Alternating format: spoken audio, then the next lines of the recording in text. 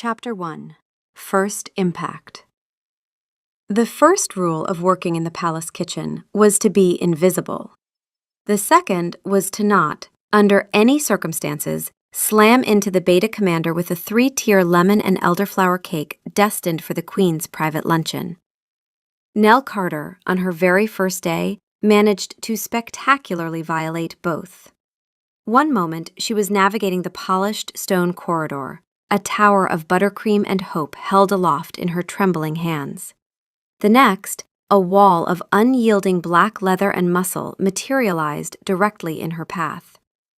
The impact was less a collision and more a percussive explosion of dessert. The world dissolved into a cloud of vanilla-scented catastrophe.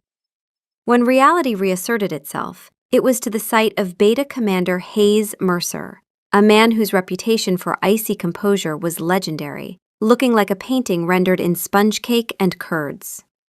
A perfect dollop of lemon filling quivered on the sharp line of his jaw. A delicate sugar flower was tangled in his dark, impeccably styled hair. The magnificent, hand-embroidered banner of the Silver Moon Pack hanging on the wall behind him now had a prominent, buttery smear right across the snarling visage of its direwolf sigil. The part of Nell's mind that tracked danger before her thoughts caught up, the part she'd always called Willow because it bent under pressure but never quite broke, was in freefall. Not the structured, tactical freefall of a person who knew what to do. The other kind. The kind where your brain was just screaming vowel sounds while your body stood perfectly still. We killed him with cake. That was the Beta Commander. They have dungeons. They definitely have dungeons. Or maybe they just throw you out, and you're rogue and hungry, and it's entirely our fault because we weren't looking.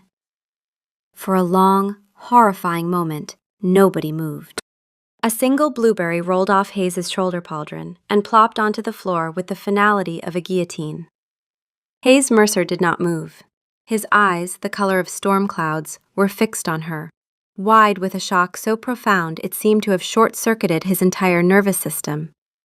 Inside, the part of him that was always running calculations, the part that mapped rooms in threat vectors, that clocked exits before he'd finished walking through the door, was trying to file a report and coming up empty. Subject identified, female, omega.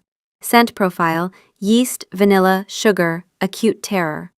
Impact has resulted in 97% saturation of uniform with hostile pastry elements. Tactical assessment, composure compromised. Reputation, pending. Nothing useful followed, no recommended course of action, just a faint, bewildering warmth in his chest that had no business being there and no tactical explanation. He blinked. The warmth stayed. "I am so monumentally sorry," she whispered, the words tripping over themselves. Her hands flew up, fluttering uselessly, unsure whether to try and clean him, salute him, or simply cover her face in shame for the rest of eternity. "It's fine," he managed, his voice a low rumble that sounded foreign and strained to his own ears. It was not fine. His best dress uniform, the one reserved for diplomatic greetings and formal councils, was a write-off. He could feel buttercream slowly seeping through the leather into his undershirt, and the Pack's gossip network, faster and more efficient than any signal fire, had surely already picked up the psychic shockwave of the incident. "It's not fine. It's a disaster. That was the Queen's cake. Your everything is covered in it." She took a half step forward, a napkin appearing in her hand as if by magic. "Let me just—" She reached for his jaw, and the moment her fingers grazed his skin, she felt it. A sharp, electric awareness, as if the air between them had suddenly become solid. She pulled back, startled by her own reaction more than anything else. Hayes cleared his throat, forcing his body back under rigid control. "That won't be necessary," he said, his voice carefully neutral. "I'll manage." "Right, of course. My apologies, Commander." She dropped into a low, formal curtsy, a truly absurd gesture given the crime scene surrounding them. "I will go and report to the head cook for punishment." She turned and practically fled down the corridor, leaving Hayes standing alone, dripping, and oddly aware that the corridor smelled different now. Warmer, like bread rising. He raised a hand and slowly wiped the dollop of lemon curd from his jaw.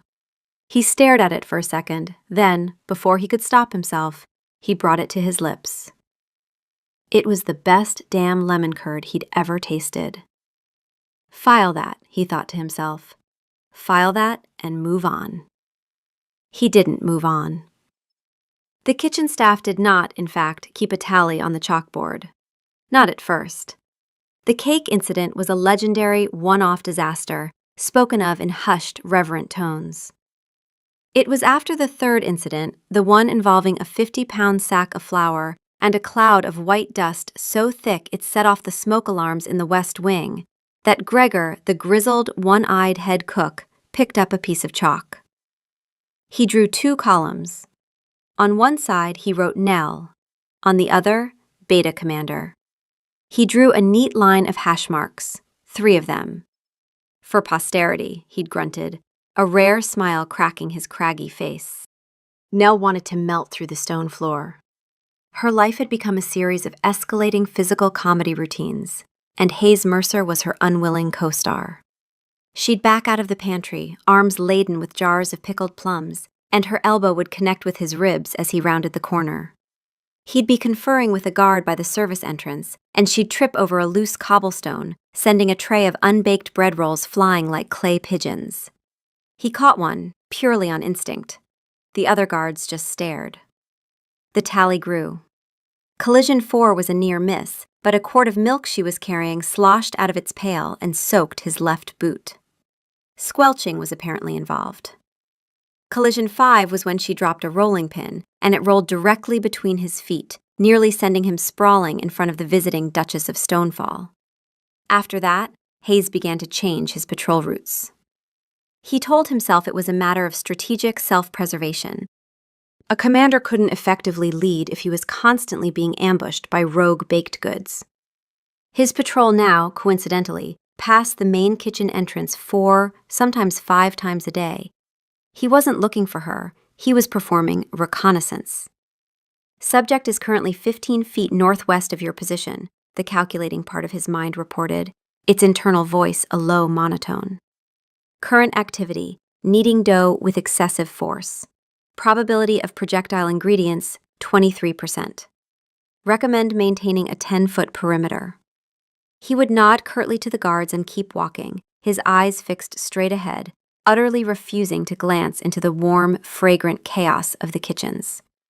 But he was aware, hyper-aware. He knew, without knowing how he knew, that she hummed slightly off-key when she was concentrating. He knew the specific scent of her frustration, a sharp tang of burnt sugar that clung to the air. He knew the rhythm of her work, the frantic energy of the morning rush giving way to the slow, steady pace of the afternoon bake. Chapter 2. Lighter Pressure. The first time it shifted from collisions to something else was 2 weeks in. Nell was alone in the kitchen at 11 p.m., elbow deep in a sourdough starter that had decided to stage a rebellion. The dough was too wet, too sticky, and she was losing the argument. "You're overworking it." She jumped. Hayes stood in the kitchen doorway, still in his patrol uniform, his face unreadable.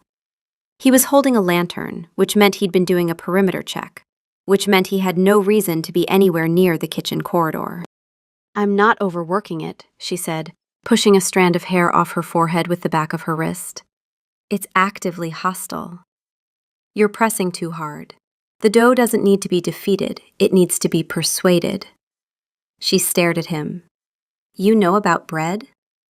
A flicker of something, embarrassment maybe, crossed his face. "My grandmother was a baker, before the arthritis. She used to say that bread could tell if you were angry at it. Your grandmother sounds like she'd get along with my sourdough. It's definitely taking things personally." He almost smiled. Almost. The corner of his mouth moved a fraction of an inch, and then discipline reasserted itself. But she'd seen it. "Lighter pressure," he said, nodding toward the dough. "Let it come to you." She tried. The dough, miraculously, began to cooperate. She looked up to thank him, but he was already gone, the corridor empty, the lantern light retreating. He knew about bread, Willow whispered in the back of her mind, the thought arriving with a warmth she hadn't expected. He knew about bread, and he didn't even stay for a thank you. What kind of a man knows about bread and doesn't stay? The kind who comes back, it turned out. It wasn't every night. It wasn't even most nights, but enough. Hayes would appear in the kitchen doorway at odd hours, after patrols, during rounds, sometimes so late it was technically early. He never announced himself. He never sat down. He'd lean against the doorframe, arms crossed, and watch her work. And sometimes he'd say something. That glaze is going to set too thick. You're burning the caramel. Your oven is running 15 degrees hot on the left side. Each observation was clipped, professional, and infuriatingly correct. She started to look forward to them. Then she started to leave the kitchen door open. The conversations grew. Not dramatically. Hayes was not a man who made dramatic conversational leaps. But gradually, in increments so small she almost didn't notice, the observations became exchanges. He told her about his grandmother's kitchen, the warmth of it, how it was the only room in the pack house where rank didn't exist.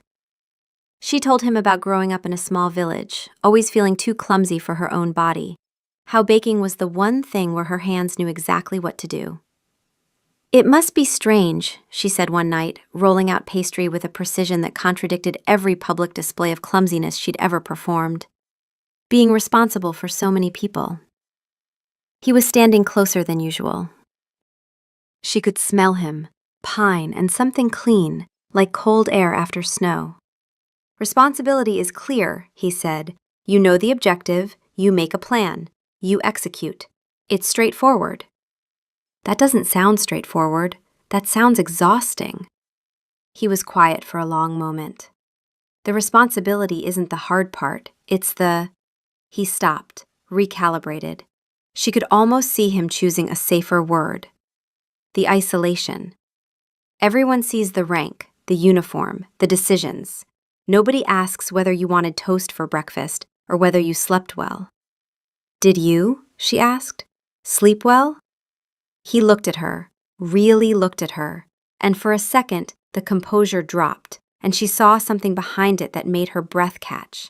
Not loneliness exactly, but the resigned acceptance of someone who had stopped expecting it to be any other way. No, he said, not particularly. I made cinnamon rolls, she said, because she didn't know what else to say, and because the cinnamon rolls were still warm, and because offering food was the language she was fluent in. They're not going to solve insomnia, but they're very good. He ate 3. He didn't say they were good, but the next morning she found a small bundle of dried lavender on the kitchen windowsill, the kind that grew on the castle's east wall, the kind you'd have to climb to reach. She didn't mention it. He didn't mention it. But she put it in a jar by her bedside and it stayed there, and every night after that, her room smelled like the east wall of the castle, and something she was beginning to understand was hope. Chapter 3. The Waiting. He brought you lavender? Lena nearly dropped the stack of plates she was drying. The beta commander climbed a wall and brought you lavender? He didn't bring it. He left it. There's a difference. No. The man who terrifies new recruits into full-body tremors, who once made a visiting diplomat cry with a single raised eyebrow, climbed a castle wall in the dark and left you flowers. That is not a difference. That is a declaration. Nell wiped down the counter with excessive focus. He's being friendly. Lena put the plates down with the careful deliberation of someone who is about to say something very direct. Nell. Sweetling, light of the kitchen. He is not being friendly. Hayes Mercer does not have friends. He has subordinates and strategic allies. You are neither. You are the woman he visits at midnight to talk about bread. He also corrects my oven temperature. Oh, well then, clearly it's purely professional. She has a point, Willow observed unhelpfully. Nobody corrects your oven temperature at midnight unless they want to be near your oven. You like him, Lena said. It wasn't a question. Nell was quiet for a moment. The honesty of it sat in her chest, warm and terrifying. "Yes," she said. "I like him. I like that he knows about bread and doesn't make a thing of it. I like that he eats 3 cinnamon rolls and doesn't say they're good, but comes back the next night. I like that he's the most controlled person I've ever met, and he still can't dodge me in a corridor." She paused. "I just wish he'd say something. Properly." "Say something?" "Ask me. Officially. Instead of standing in doorways and leaving flowers on windowsills and looking at me like—" She stopped, the flush rising up her neck. "Like what?" Lena leaned forward, practically vibrating. "Like I'm the answer to a question he hasn't figured out how to ask." Lena sighed, long and theatrical. "Men. Even the ones who can command an army can't manage a simple, 'Would you like to have dinner with me, just the two of us,' in a context that is unambiguously romantic. It's not that simple. He's the beta commander. I'm a kitchen omega who assaulted him with a cake. There's a rank difference, a propriety thing." "Nell, you have baked this man approximately 47 personal lemon cakes. If propriety was his concern, he wouldn't be eating them." That night, alone in bed, the lavender on her nightstand filling the small room with its quiet scent, Nell let Willow have the floor. "We want him," Willow said, and for once the voice wasn't frantic or spiraling. It was steady, certain, rooted in something older than thought. Not because of his rank or his jawline or the way he smells like winter. Because he stayed. Because he came back. Because when he's in the kitchen at midnight, he's not the beta commander. He's the man whose grandmother taught him about bread, and he only shows that to us. I know, Nell thought. So why are we waiting? Because I need him to choose it, out loud, in daylight, not in a doorway at midnight where nobody can see. I need to know that I'm not a secret he's keeping from himself. Hayes, meanwhile, was preparing. The way he prepared for everything, with strategic analysis, contingency planning, and an attention to detail that bordered on the pathological. He wanted to court Nell Carter, formally, properly, in a way that left no ambiguity about his intentions. He'd thought about this for 3 weeks. He'd drafted talking points. He'd researched the traditional courtship customs of her home village, a small farming community where, he'd learned, a formal request was presented first to the woman's family, then to the woman herself, accompanied by a gift that demonstrated the suitor's understanding of her craft. He had commissioned a set of hand-forged baking tools from the best blacksmith in the territory. Measuring spoons in graduated sizes, a pastry knife with a cedar handle, a set of decorating tips cast in silver. They were wrapped in oiled leather in his quarters, waiting. He'd also written a speech, then thrown it away, then written another one, then thrown that away too. He was currently on draft 7. This is not a military operation, the practical part of his mind observed. The objective is to tell a woman you have feelings for her. The average human manages this by age 16. It needs to be right, he muttered, polishing his boots with unnecessary vigor. She deserves it to be right. She deserves it to happen at all, which, at your current rate of progress, it never will. The problem was this. Hayes Mercer was afraid.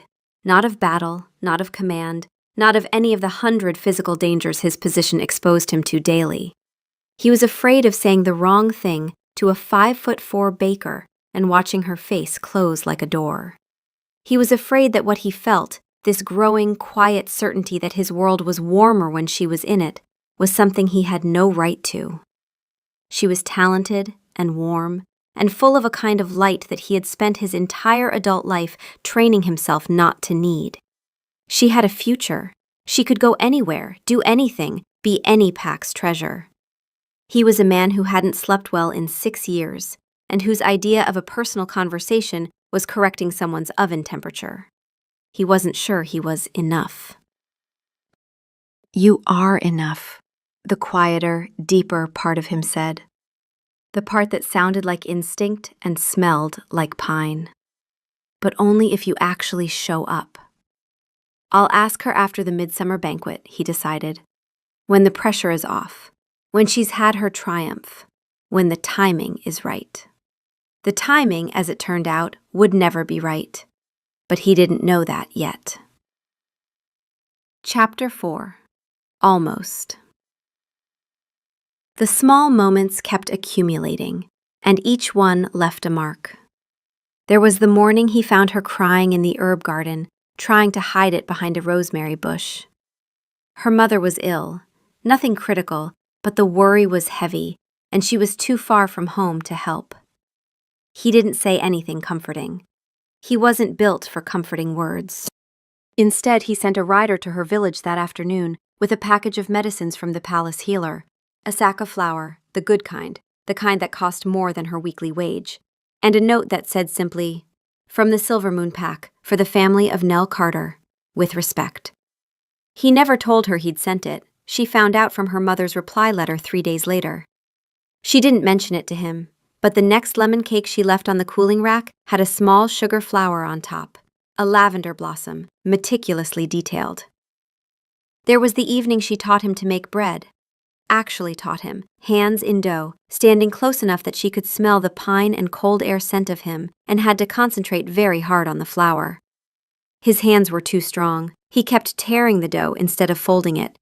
She put her hands over his, guiding them, and felt him go completely still beneath her touch. Not pulling away, just still.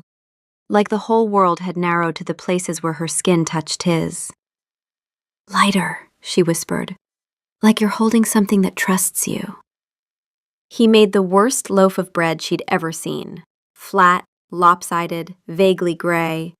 He looked at it with the same expression he probably wore when reviewing a failed tactical operation. "It has character," she offered. "It has the structural integrity of wet sand. You'll improve. I've led military campaigns with fewer setbacks." She laughed, and the sound did something to his chest, rearranged something, opened a door he'd been keeping carefully locked. He looked at her laughing face, flower on her chin, eyes bright with genuine delight at his incompetence, and thought, I want this to be my life. And then there was the night of the storm. A late autumn squall hit the castle without warning. One of the violent, howling storms that swept in from the northern sea and rattled the windows in their frames. The kitchen roof sprang a leak directly over the bread ovens, and Nell was alone, trying to save a batch of pastries for the morning, water streaming down her face, cursing creatively. Hayes arrived at a run. Not a patrol pace walk, a run. He didn't say anything. He grabbed the heaviest pot he could find and held it under the leak while she pulled the pastries to safety. They worked in silence for 20 minutes, the storm raging outside, water pouring, the kitchen slowly flooding.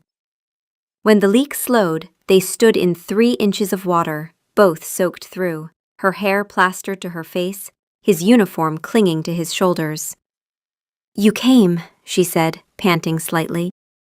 The kitchen was compromised. It was a structural concern. Hayes. It was the first time she'd used his name. Not Commander, not Sir. His name. He looked at her, standing in 3 inches of water in a flooded kitchen at 2 a.m, looking like a drowned cat, and felt his composure crack in a way that had nothing to do with the storm. "I heard the roof go," he said quietly, "and I thought of you, alone down here." They stood in the silence that followed, the storm settling into a steady rain, the water around their feet slowly cooling. Neither of them moved. The distance between them was less than 2 feet, and it felt both enormous and impossibly small. "Say something," the deep part of him urged. "This is the moment. Say it now." But the kitchen door banged open, and Gregor appeared, wild-eyed, carrying a bucket, and the moment dissolved like sugar in rain. The collisions, impossibly, continued. The tally on the chalkboard climbed past 20, then 30. They'd become a fixture of palace life, a running joke that everyone was in on except, apparently, the 2 people at its center. But the collisions had changed in nature. They weren't just slapstick anymore. They were punctuation marks in a sentence that was writing itself. Collision 23. She backed into him carrying a tray of tarts, and instead of stepping away, he caught her elbow. His hand stayed there for 3 seconds longer than necessary. She felt the warmth of his palm through her sleeve for the rest of the day. Collision 29. He was walking past the kitchen during the morning rush, and she came through the door at speed. They collided chest to chest, and for one frozen second, her hands were flat against his uniform, and she could feel his heartbeat. It was fast. Much faster than a man of his composure should allow. Collision 34.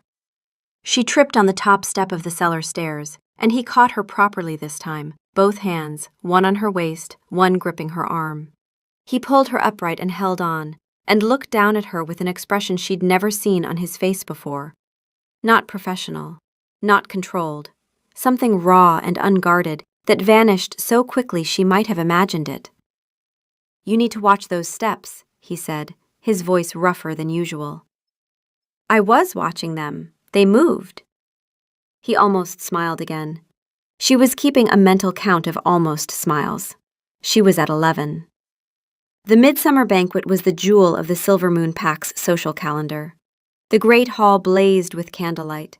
Long tables groaned under the weight of roasted meats, fruit, cheese, and, the centerpiece, Nell's 5-tiered honey almond cake with spun sugar decorations that caught the light like captured fire. It was her triumph.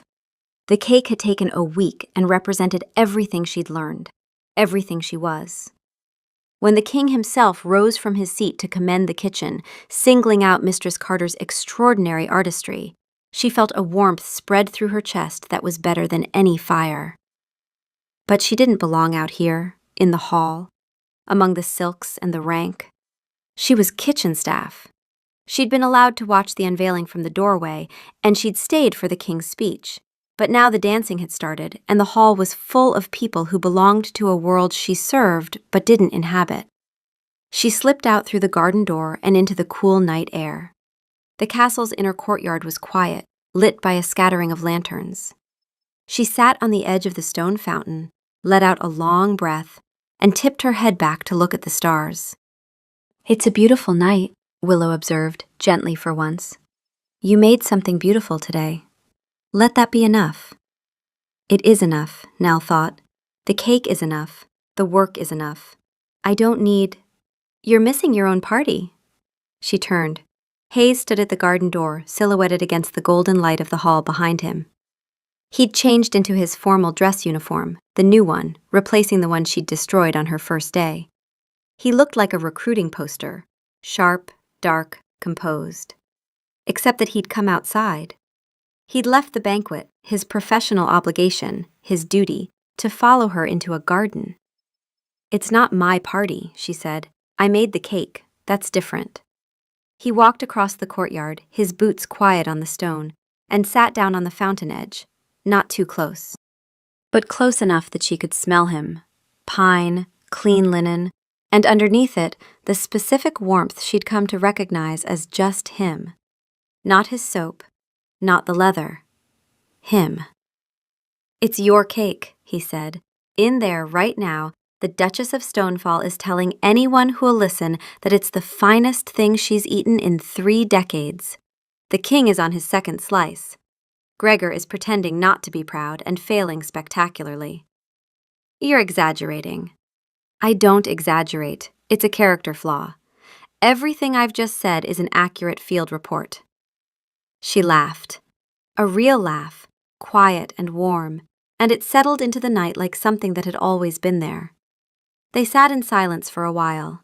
The music from the hall drifted through the open windows, something slow and old, the kind of song that carried its own kind of gravity. "Why are you out here?" she asked. He was quiet for a moment. Then, "I don't particularly enjoy banquets." "You attend them every year." "I attend them because it's my duty. Enjoying them is not a requirement." "What would you rather be doing?" He turned his head and looked at her, and the lantern light caught his eyes, and she saw it again, that unguarded thing, the door he kept trying to close and couldn't quite manage. "This," he said simply, "this is better."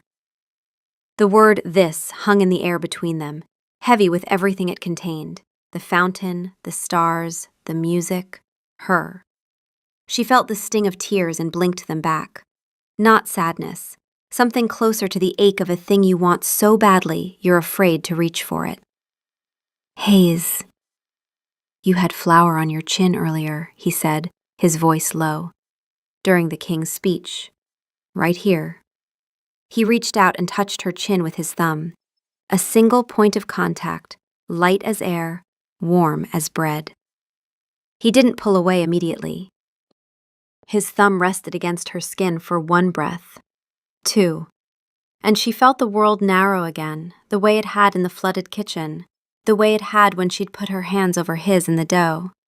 Just the two of them, and the distance between them shrinking. Then his hand dropped. He stood, clearing his throat. "You should go back inside," he said, his voice carefully neutral again, but she'd heard the fracture in it. "Before they miss you." "Hayes, good night now." He walked back to the hall. She sat on the fountain, one hand on her chin where his thumb had been, and watched him go. "He touched us," Willow whispered, and the voice was not frantic or spiraling. It was reverential, aching. "He crossed a garden for us, and he touched our face, and then he left because he doesn't know how to stay. He'll figure it out," Nell thought, fierce and certain and afraid. "He has to. I can't keep living on almost." Chapter 5. The Fracture. "He touched your face, and then he said good night?" Lena was genuinely outraged. She was peeling potatoes with a violence that suggested they had personally wronged her. "The man is a disaster." "He's not a disaster, he's careful." There is a very thin line between careful and cowardly, Nell, and he has been tap dancing on it for 2 months. Nell stacked dried herbs with meticulous care, avoiding Lena's eyes. "He'll ask. I know he will. He just needs to do it in his own way, in his own time." "And what if his own time is never? What if you're 60 years old, still baking him cakes, still waiting for him to use his words like a grown adult?" "Then I'll have made a lot of cake." Lena put the potato peeler down. "You deserve more than midnight doorways and almost smiles, Nell. You deserve someone who walks into this kitchen in broad daylight and says, in front of Gregor and me and God and the entire pack, 'I am choosing you.'" Nell's hands stilled on the herbs. The truth of it sat in her chest, heavy and sharp. "I know," she said quietly. "That's why I'm waiting, because when he says it, it'll mean something. And if he can't say it," she swallowed, "then I need to know that too." 3 days after the midsummer banquet, Hayes went to see his mother. Margaret Mercer lived in the east wing of the palace, in rooms that smelled of old books and strong opinions. She was a pack elder, not by any formal appointment, but by the weight of her personality and the universal understanding that disagreeing with Margaret Mercer was an experience best avoided. Hayes sat across from her at her small writing desk, his back straight, his hands folded on his knees like a schoolboy called before the headmaster. "I'd like your advice," he said. Margaret looked up from her correspondence, her eyebrows rising. Her son did not ask for advice. Her son made decisions and then informed people of them. This was new. "About?" "I intend to formally court someone. I want to approach the matter correctly." Margaret set down her pen. A slow, careful smile crossed her face. "I see. And who is the woman?" Hayes hesitated. This was the part he'd rehearsed, the part where he said her name out loud to another person and made it real. Before he could speak, Margaret leaned back in her chair. "Before you answer, Hayes, I should tell you something. Lady Ashford of the Greymore pack has expressed an interest, through her father. She's a strong match, well-born, excellent lineage, politically advantageous. An alliance with Greymore would strengthen our eastern border, and she's—" "I'm not interested in Lady Ashford," Hayes said flatly. "You haven't met her. I don't need to. Margaret studied her son with the shrewd, unflinching gaze that had made her formidable in pack politics for 40 years. Hayes, I am not trying to dictate your life. I am telling you that the beta commander of the Silver Moon Pack has obligations that extend beyond personal preference. Lady Ashford is an excellent candidate. At least consider it. Hayes was quiet for a long moment. The diplomatic part of his mind, the part that had navigated treaties, territorial disputes, and the king's occasionally unpredictable moods, offered its standard recommendation: de-escalate, redirect, revisit when conditions are favorable. I'll consider it, he said, and he meant, I will think about the political implications and then do exactly what I was already going to do. Margaret heard, he's open to it. Neither of them noticed the kitchen door at the end of the corridor was ajar, or that the woman who had come to deliver a tray of afternoon tea to the elders' wing had stopped in the hallway at the sound of Hayes's voice, or that she had heard 2 sentences, Lady Ashford is an excellent candidate, and I'll consider it, and nothing else. Nell stood in the corridor, the tea tray suddenly too heavy, and felt the floor drop out from under her world. She didn't cry, not in the corridor, not in the kitchen, not in the storeroom where she went to sit among the flour sacks, because it was the only place in the palace that smelled like her and not like him. It makes sense, she told herself, her hands gripped around her knees, her breathing carefully controlled. Of course it makes sense. He's the beta commander. Lady Ashford, whoever she is, she's appropriate. She's his rank. She's the logical choice. I'm the kitchen Omega who can't walk past him without causing property damage. No, Willow said, and the voice was fierce, snarling, a sound like a wounded animal defending itself. No. He sat with us at the fountain. He touched our face. He came to us in the storm. That was not politics. That was not strategy. That was him. He said he'd consider it, Nell thought. He didn't say no. He's an idiot. He's practical. He's responsible. He's everything he's supposed to be. And I'm the one who thought midnight bread conversations were the same as being chosen.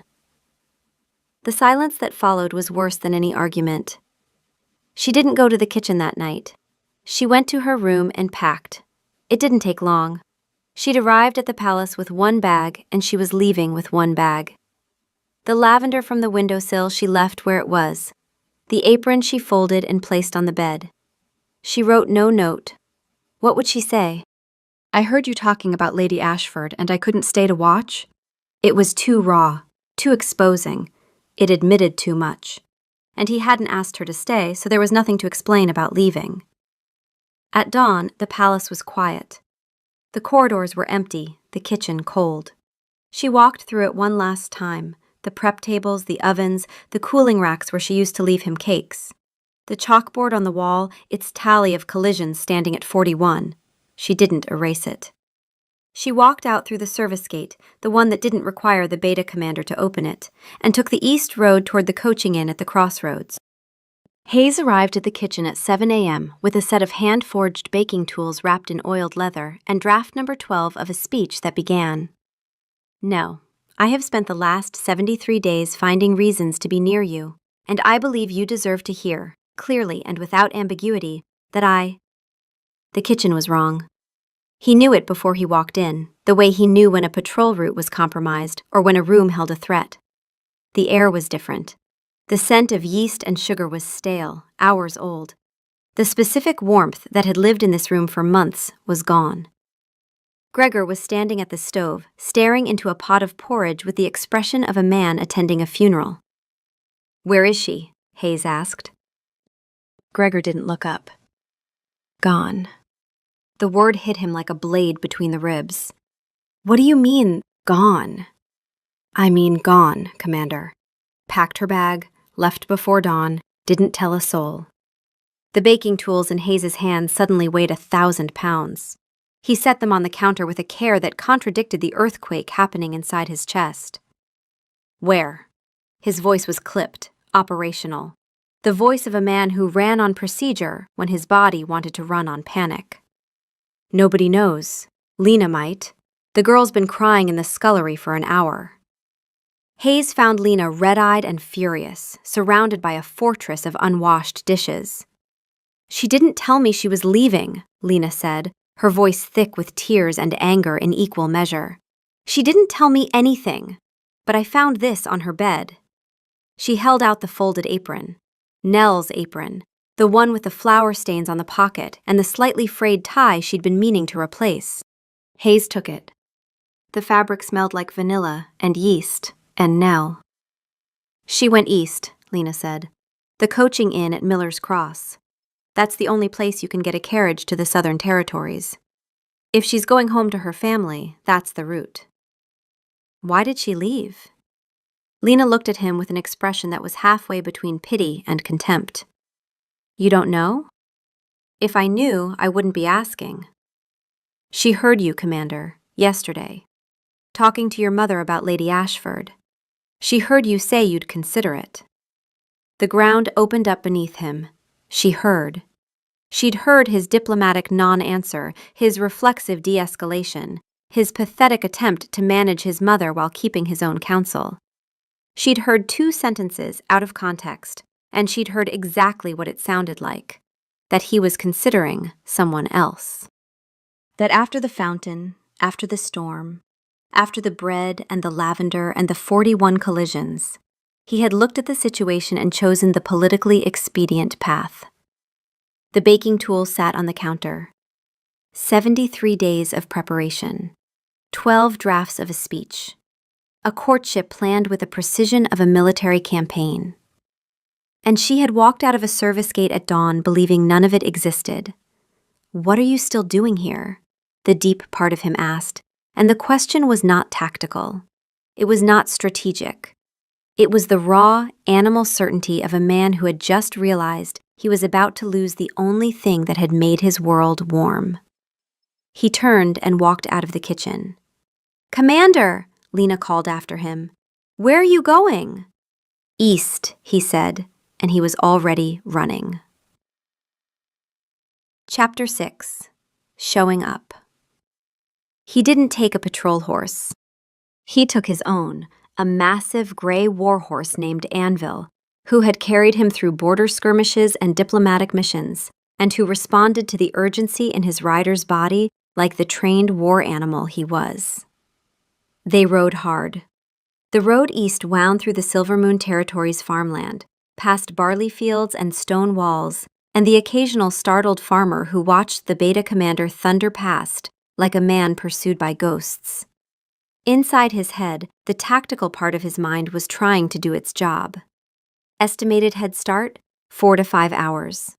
She's on foot to the coaching inn, 7 miles, approximately 2 hours walk. If she caught the morning carriage at 9, she's 12 miles ahead. Anvil's sustained gallop covers that in. "Stop calculating," the deeper part said. "Stop filing reports. She left because you didn't speak. Every minute you spend analyzing is a minute she's further away believing you chose someone else." He pushed Anvil harder.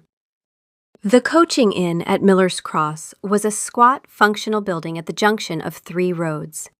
It served travelers, farmers, and occasionally beta commanders who had made catastrophic errors in communication and were attempting to rectify them before their entire world collapsed. He arrived in the late afternoon, Anvil lathered and blowing, and threw himself from the saddle with more urgency than grace. He strode through the inn's front door, scanning the room with the same rapid threat assessment he'd use entering hostile territory.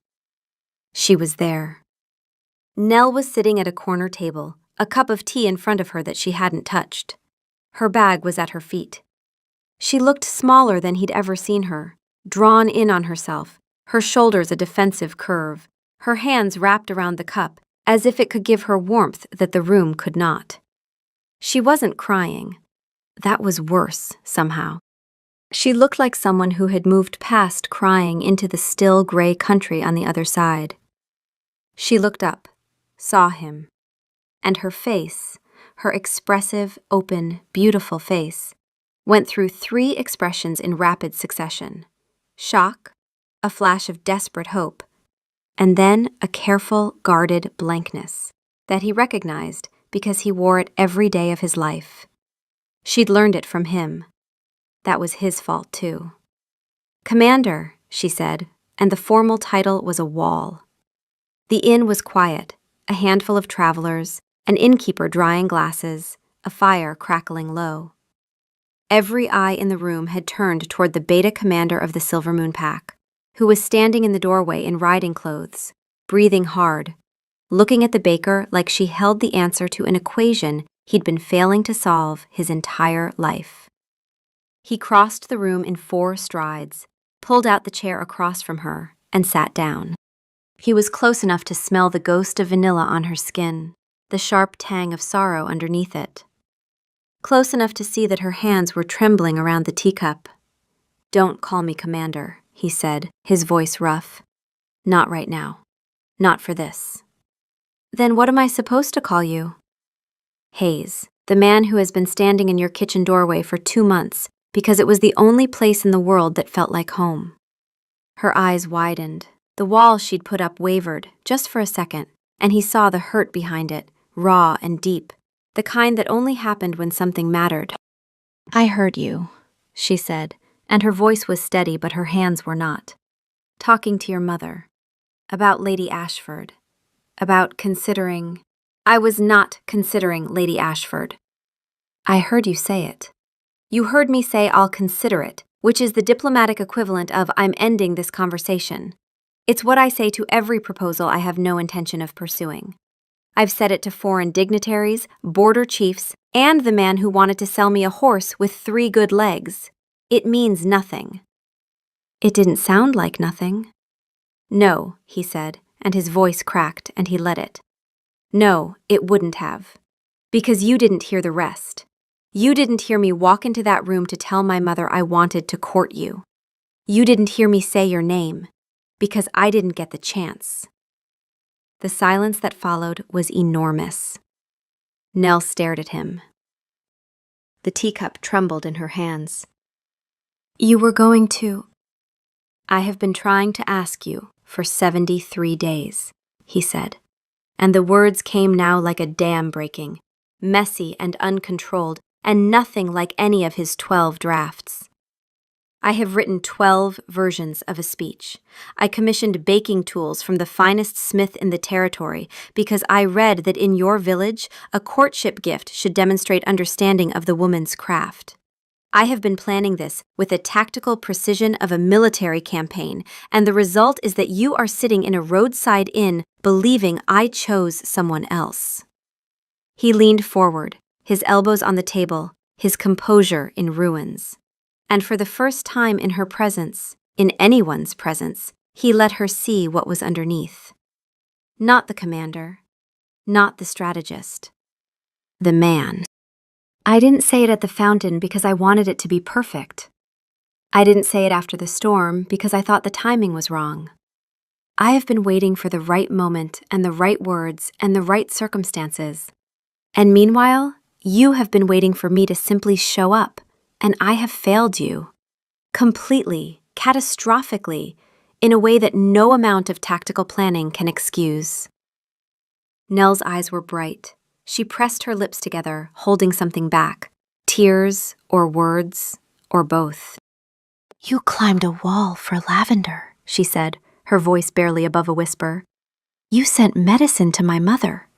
You held a pot under a leaking roof for 20 minutes.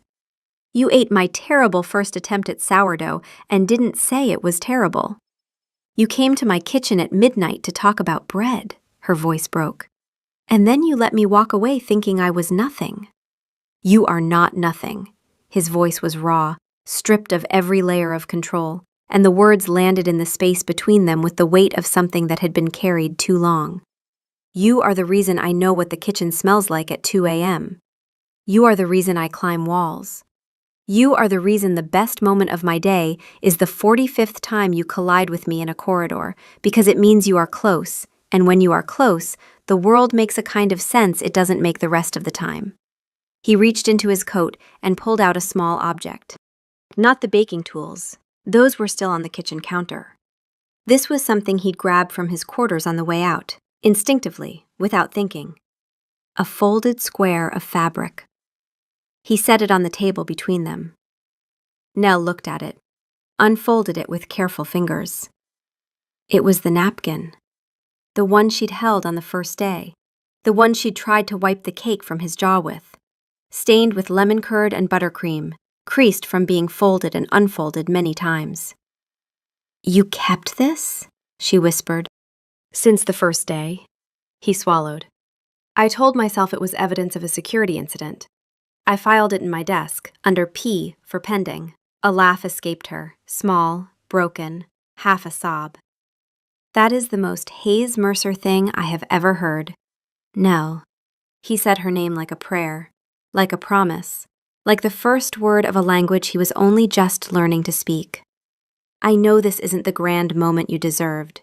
I know this is a roadside inn with bad lighting and a man who should have said all of this 2 months ago, standing in a kitchen doorway instead of sitting across from you in full daylight, where everyone can see." He reached across the table and took her hand.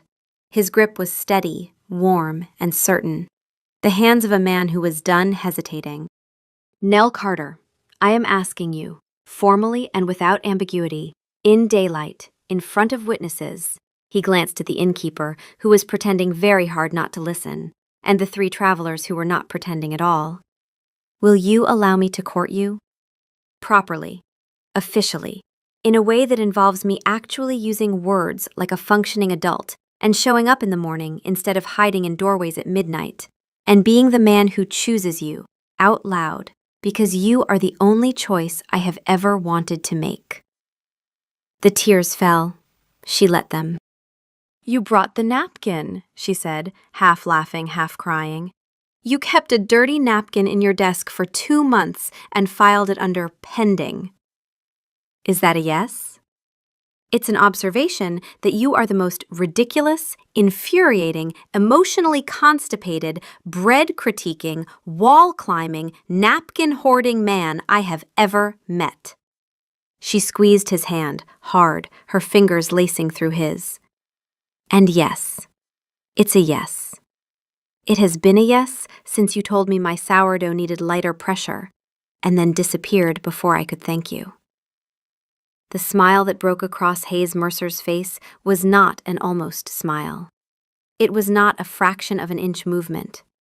It was full and real and transformed him so completely that the innkeeper dropped the glass he was drying. He stood, pulling her up with him, and kissed her. It was not a polite, hesitant kiss. It was a kiss that tasted of road dust and tea and 2 months of silence finally shattered. It was a kiss that made the travelers at the next table break into spontaneous applause. It was a collision, their 42nd, and by far, by any measure, their best. When they broke apart, breathless, foreheads touching, she looked up at him with wet eyes and a smile so bright it hurt. "You owe Gregor a new chalkboard," she said. "He's going to want to update the tally." "The tally stays," he said, his arms around her, his voice rough with a happiness he didn't know how to carry yet. "Every single mark." Finally, the deep, quiet part of him said, and it sounded like pine and bread and home, "Finally, you showed up." They returned to the Silver Moon Palace not in a fancy carriage, but with Nell riding in front of Hayes on Anvil, her small bag strapped to the saddle behind them, the afternoon sun turning the road to gold. They took it slow. There was no rush anymore. When they walked into the main kitchen, hand in hand, in broad daylight, in front of everyone, the entire staff erupted in a cheer so loud it shook the copper pots. Gregor clapped Hayes on the back, a gesture so unprecedented that several cooks later swore they'd hallucinated it. Lena was openly weeping with joy, clutching a potato she'd forgotten to put down. The king appeared in the kitchen doorway, alerted by the commotion. He took in the scene, the clasped hands, the tear-streaked faces, the cheering staff, and a slow, satisfied smile spread across his face. "Took your time, Commander," he said. "Yes, Your Majesty," Hayes replied, and he didn't let go of Nell's hand. I did. On the chalkboard, the blank space next to the tally had been filled. Someone, Gregor probably, based on the handwriting, had written the count. Collisions, 42. And underneath, in the crisp, precise handwriting of the beta commander, added later that evening when he thought no one was watching, were 2 new words. Acceptable losses. The number would continue to climb, of course. Their life together would be a beautiful, chaotic dance of near misses and happy accidents. But from that day on, neither of them was ever afraid of the impact.